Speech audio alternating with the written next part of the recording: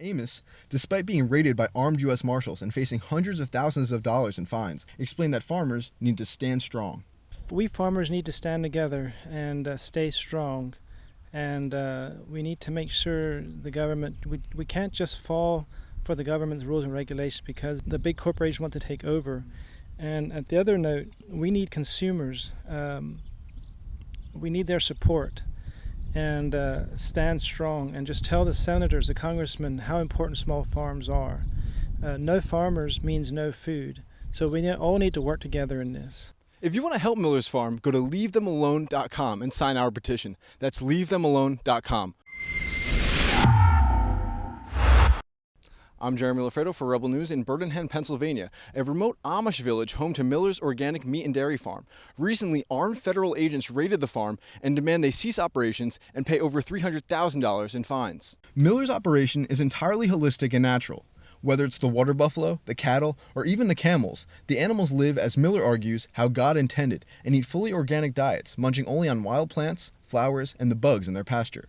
The federal government is arguing that Miller's farm isn't adhering to federal regulatory requirements for food.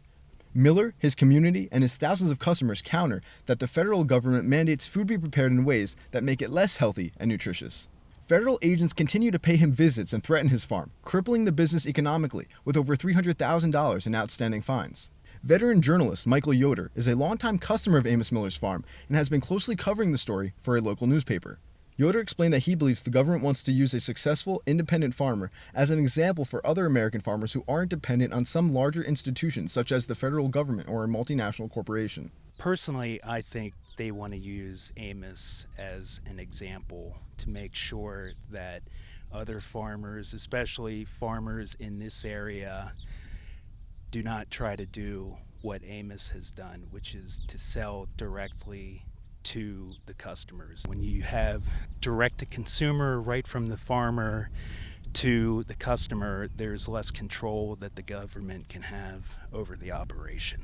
He also explained that the Amish farmland in Lancaster, Pennsylvania is some of the most productive, highest yielding, non-irrigated farmland in the world, and that the people there have a special familial connection to the land that special interests would very much enjoy to get their hands on. This land has been in production for 250 years. Many of the farms are still in the same families. The farmers are literally tied to the land and want to do the best for the land. They're not out there to try to destroy the land. They want their land to be productive, and they know that if it's more productive, then they can feed more people. The courts are demanding Miller fork over more than $250,000 in fines and cease operations until he begins to go through USDA processors to process his meat. It's Miller's view that these government-approved facilities are actually less sanitary than his own private operation, which I saw as extraordinarily clean, and he argued the way the government facilities process meat actually kills or, quote, sanitizes important nutrients.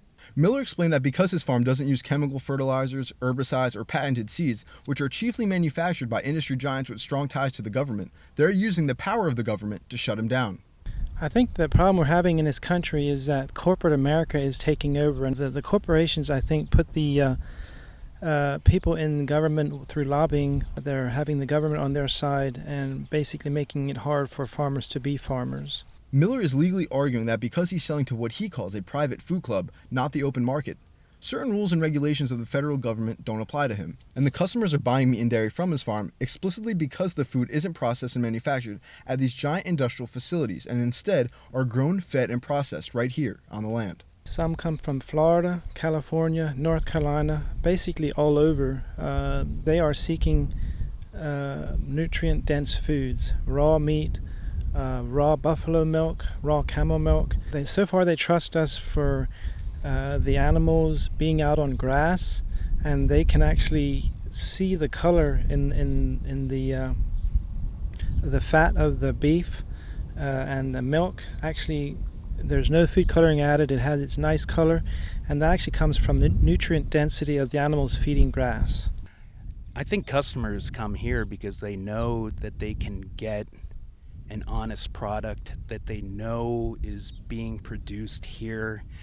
It's not just words on a label that say it's organic or it's local. That you can come here and you can see this is as local as it gets. Amos, despite being raided by armed U.S. Marshals and facing hundreds of thousands of dollars in fines, explained that farmers need to stand strong. We farmers need to stand together and stay strong, and we need to make sure the government, we can't just fall for the government's rules and regulations because the big corporations want to take over. And at the other note, we need consumers.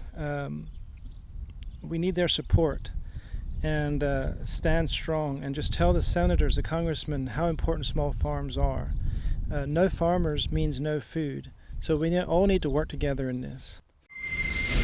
If you want to help Miller's Farm, go to leavethemalone.com and sign our petition. That's leavethemalone.com. For Rebel News, I'm Jeremy Loffredo.